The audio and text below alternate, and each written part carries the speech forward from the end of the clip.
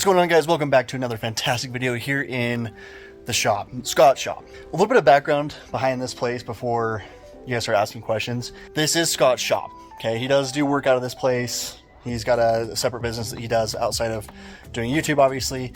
Could this be, will it be, maybe, the new headquarters to Mainstream Builds? We don't know. Scott and I've got to work that out. We've got to talk about it and see what the future holds. But for right now, he was kind enough to let me use this place and to film some of the stuff I wanted to do on not only the Audi, which is right here, and the Supra, but this is the best place to film. You know, I've been doing a lot of stuff in my garage, and that's not ideal because there's not a lot of working space. I've got my side-by-side in there, blah, blah, blah. You guys understand. So it looks pretty good in here. It looks really good in here. There's the Audi, and again, we talked about some of the stuff over here. So plenty of room for activities in this place. We could almost fit 2 cars deep in each bay, and if we turn the cars kind of like this, we could fit potentially 3. So we do have another project coming up. We're still waiting to see what the status is on that. I'm not going to spoil anything. I'm not going to even tell you guys what it even remotely is, but it could still be a couple months out. Is it another car? Is it a boat? Is it a helicopter? Is it a jet ski? I don't know.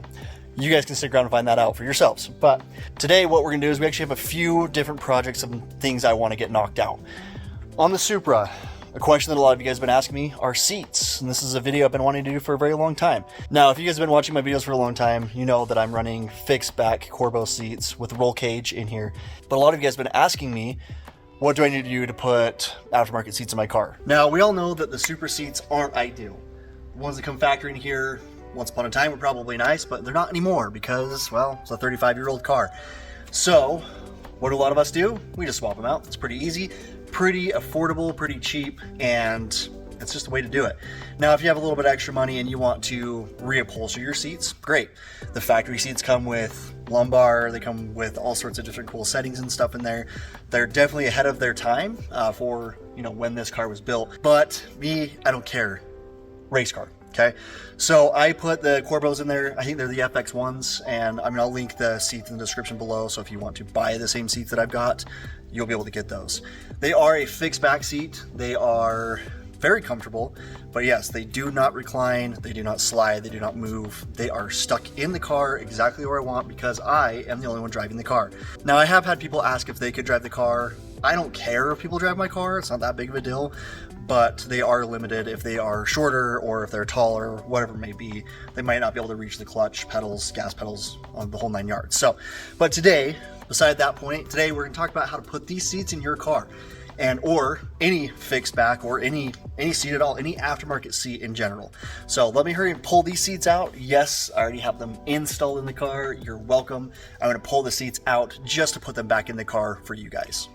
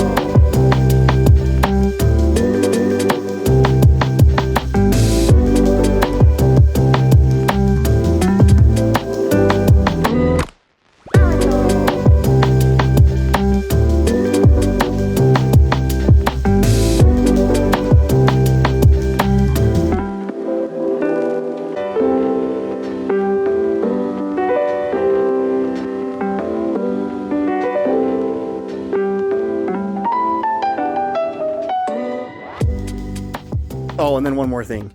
if you have a roll cage, this is a giant pain in the butt because you got to feed the seat in between the bars on the roll cage and then get it all set down the way you need it to and then bolt it in. So if you are going to do the roll cage that I have shown you guys in my other videos, just be aware if you do have door bars. If you don't have door bars, you can disregard this whole thing. But if you have door bars, just remember that you are going to have to kind of finagle the seat around the door bars to get the seat into its natural resting place to put the bolts in, obviously. So just keep that in mind.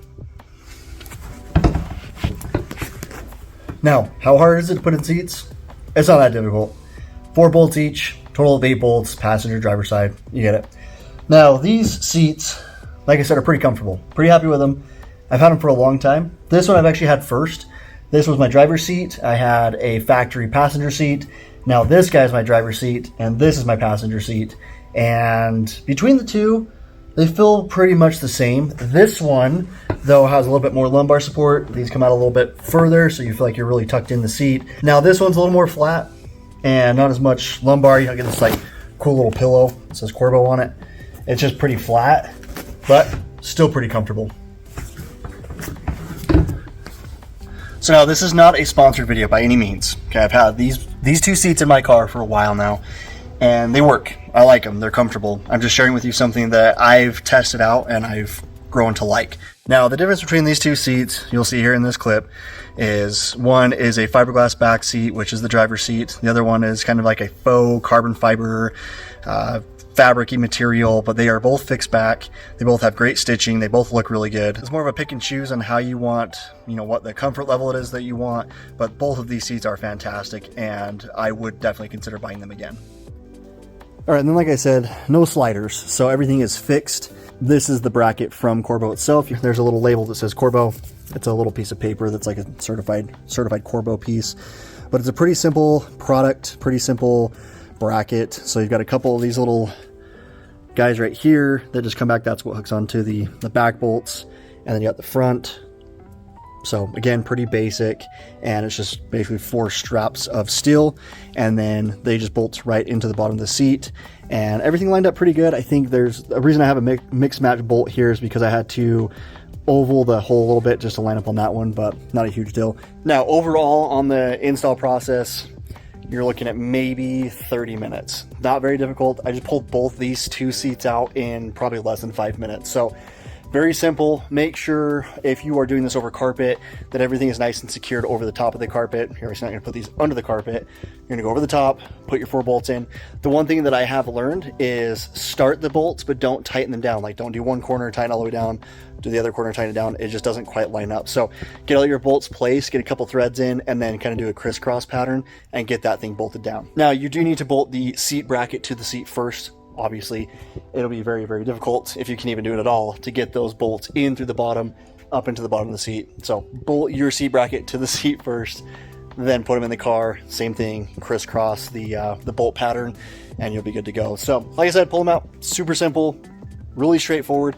You can buy these from Corbeau themselves, or you could possibly make them. They seem pretty simple, pretty straightforward. They'd probably be pretty easy to make. So it's up to you if you have something to compare them to, or you know where you want them to sit, whatever it may be.